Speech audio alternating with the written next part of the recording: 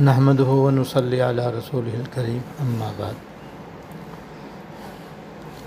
گزشتہ اتوار کو میں نے عرض کیا تھا کہ حضرت شاہ محمد اسحاق صاحب دہلوی رحمۃ اللہ علیہ نے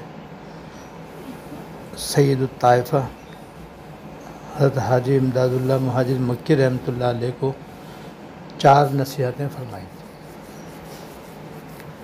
جن پر حضرت نے خوب ہی عمل فرمایا۔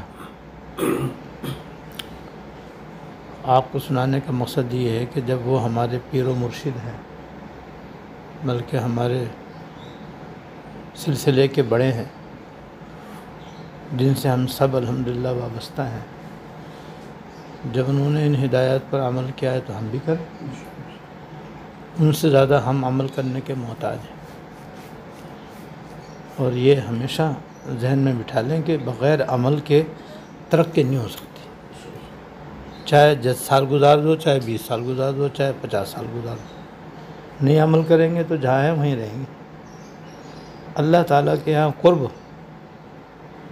اور نزدیکی اور اللہ تعالیٰ کی رضا اور خوشنودی تو عمل کے بعد ملے گی، وہ بھی عمل جو اخلاص کے ساتھ ہو اور سنت کے مطابق اور شریعت کے مطابق،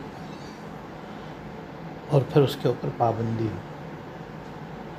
جب قرب اور نزدیکی انشاءاللہ تعالی نصیب ہوگی۔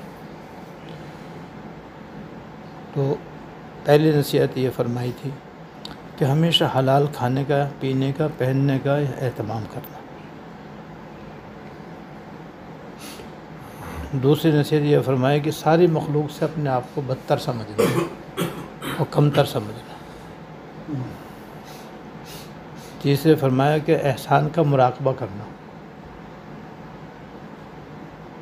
اور چوتھی نصیحت یہ فرمائی کہ بلا ضرورت لوگوں سے میل جول مت کرنا، ملنا جلنا بلا ضرورت نہ کرنا۔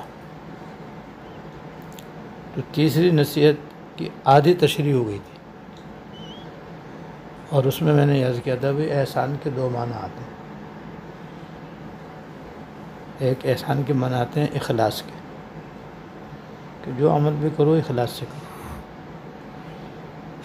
جتنے بھی نیک کام ہے سب اخلاص سے کرو۔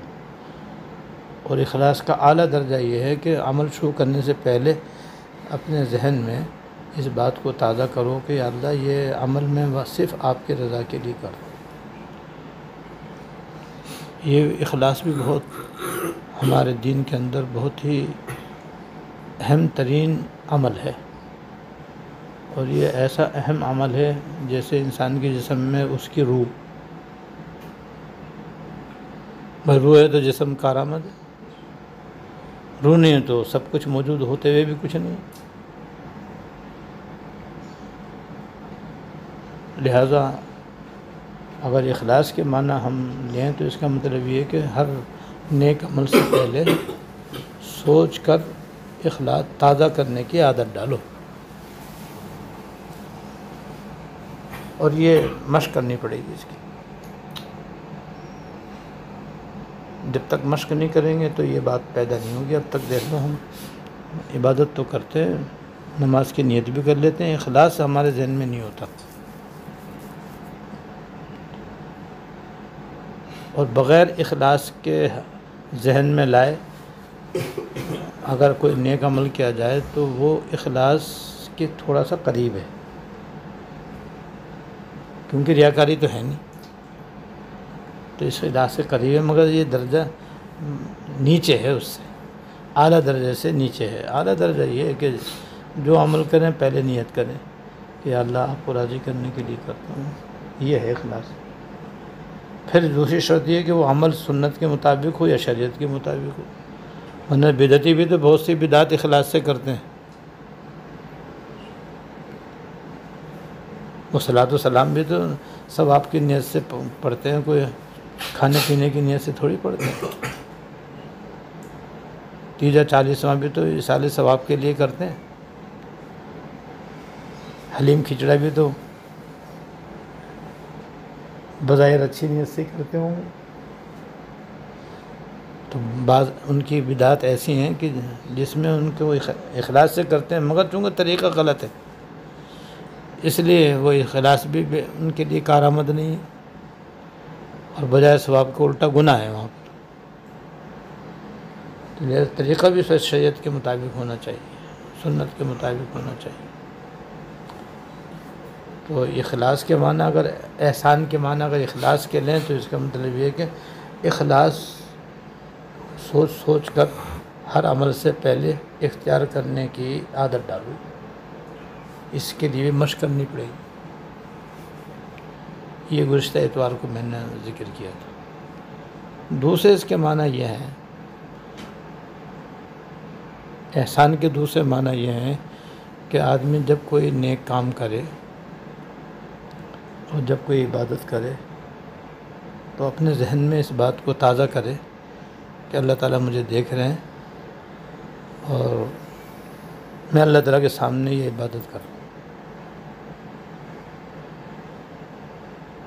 کیونکہ ہم جہاں بھی ہیں، جس حال میں بھی ہیں، اللہ تعالیٰ ضرور ہمیں دیکھ رہے ہیں اور ان کو ہماری پل پل کی خبر ہے۔ وہ ہمارے ظاہر سے بھی واقف ہے، ہمارے باطن سے بھی واقف ہے، ہمارے دل کے چھپے ہوئے ارادوں سے بھی واقف ہے،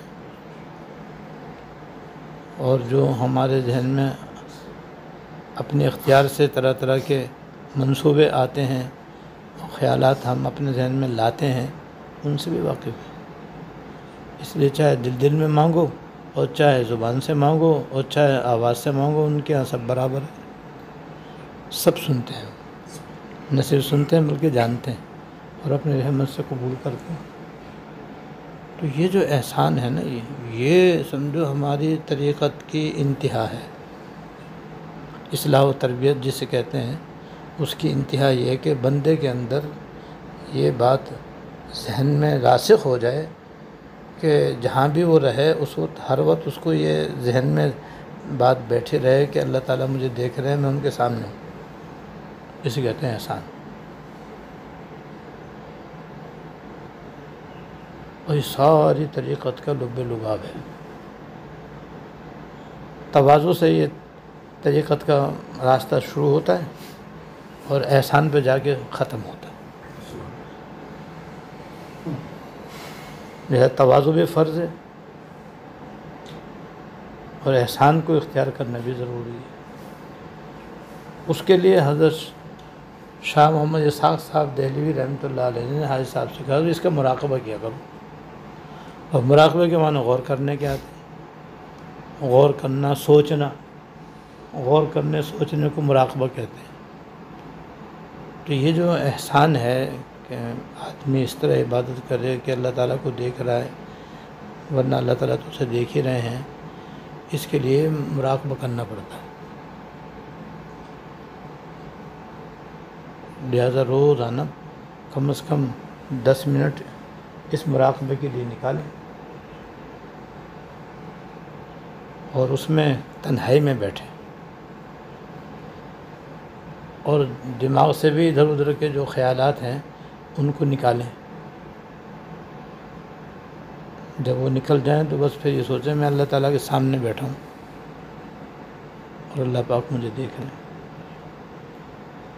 میرے ظاہر بھی کو بھی دیکھ رہے ہیں، میرے باطن کو بھی دیکھ رہے ہیں، میرے ہر نقل و حرکت ان کے سامنے ہے، جو کچھ بول رہا ہوں وہ بھی ان کو معلوم ہے اور جو کچھ میں سن رہا ہوں وہ بھی انہیں معلوم ہے، جو میں سوچ رہا ہوں وہ بھی ان کے علم میں بس ان کے سامنے۔ یہ ہی الفاظ دورا کر اپنے دماغ میں بٹھاتے رہو، تھوڑی دیر میں ذہن ادھر ادھر بھاگ جائے گا، پھر وہ کھینچ کے لیا، پھر اللہ تعالیٰ کے سامنے ہوں، اللہ تعالیٰ مجھے دیکھ رہے ہیں اور میری پل پل کی انہیں خبر ہے۔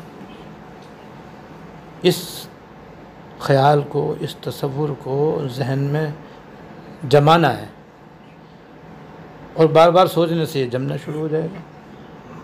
پہلے 10 دن میں تو بس آمد و رفت رہے گی، کبھی یہ خیال آیا، کبھی دوسرا آ گیا، کبھی یہ آ گیا، کبھی وہ آ گیا، ہم نے اسے بھگایا، پھر ادھر لگایا، پھر ادھر کہیں اور بھاگ گیا، پھر ادھر لگایا، بس یہ صورتحال رہے گی۔ لیکن جب روزانہ باقاعدہ اس کا مراقبہ ہوگا تو پھر دھیرے دھیرے خیال جمنے لگے گا، اور پھر ایسا جمے گا کہ انشاءاللہ تعالیٰ پھر جہاں بھی ہم ہوں گے ہر وقت اللہ تعالیٰ کی بارگاہ میں حاضر ہوں گے، اور اللہ تعالیٰ کا تصور جو ہے اللہ تعالیٰ کے ہمیں دیکھنے کا وہ ہمارے ذہن میں نقش ہو جائے گا، پھر نماز بھی صحیح ہو جائے گی، تسبیحات بھی صحیح ہوں گی، تلاوت بھی شاندار ہوگی، گناہوں سے بھی آدمی دور بھاگا ہوا ہے۔ اللہ پاک دیکھ رہے ہیں بھائی کیسے گناہ کرے گا، پھر کیسے موبائل کو غلط استعمال کرے گا، پھر ٹی وی پہ نظر کیسے ڈالے گا، جب اس کے ذہن میں ہے کہ میں اللہ تعالیٰ کے سامنے ہوں، اللہ تعالیٰ مجھے دیکھ رہے ہیں۔ انسان گناہ کرتا ہے نا، غفلت میں کرتا ہے، 99% غفلت میں کرتا ہے، شاذ و نادر کوئی جان بوجھ کے کرتا ہے۔ جب یہ تصور ذہن میں جمع ہوگا تو پھر کیسے گناہ کرے گا۔ ایک واقعہ یاد ہے، پہلے زمانے میں جب کوئی مرید ہونے کے لیے آتا تھا کسی پیر کے پاس، تو مرشد جو تھے وہ امتحان لیتے تھے اس کا کہ یہ اصلاح کرانے کے لائق ہے بھی یا نہیں، تو ہر ایک کے اعتبار سے امتحان الگ لیتے تھے۔ تو ایک مرتبہ 2 آدمی ان کے پاس بیعت ہونے کے لیے آئے اور اصلاح کرانے کے لیے آئے، تو انہوں نے امتحان لیا اور دونوں کو ایک کبوتر دے دیا اور کہا کہ جاؤ ایسی جگہ ذبح کر کے آؤ کہ جہاں کوئی نہ دیکھ رہا ہو۔ تو ایک تو گیا جنگل میں جا کے ذبح کر کے لیا، دوسرا ویسے کہ ویسے ہی لیا ہے۔ اس سے تم نے کہاں ذبح کیا؟ حضرت جنگل میں کیا کوئی بھی نہیں تھا وہاں، میں ذبح کر کے آیا۔ پھر دوسرا بات تم نے ذبح کیوں نہیں کیا؟ کہ حضرت میں کہاں کرتا، ہر جگہ تو اللہ پاک دیکھ رہے ہیں، وہاں تو مرید ہونے کے لائق ہے، تو نالائق ہے، نکل یہاں سے۔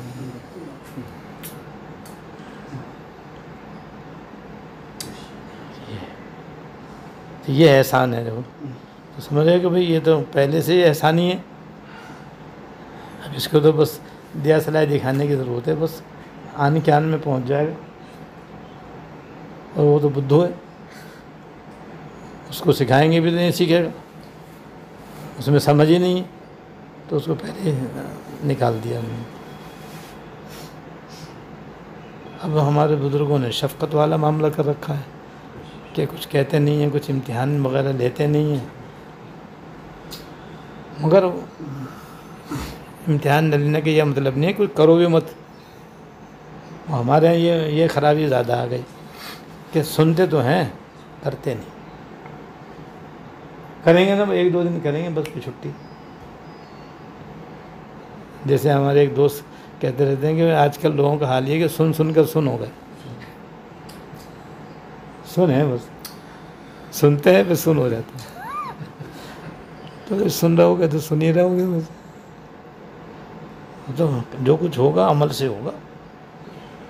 لہٰذا یہ تو ساری حدیثوں کی، حدیث جبریل جو ہے نا، حدیث جبریل خلاصہ ہے،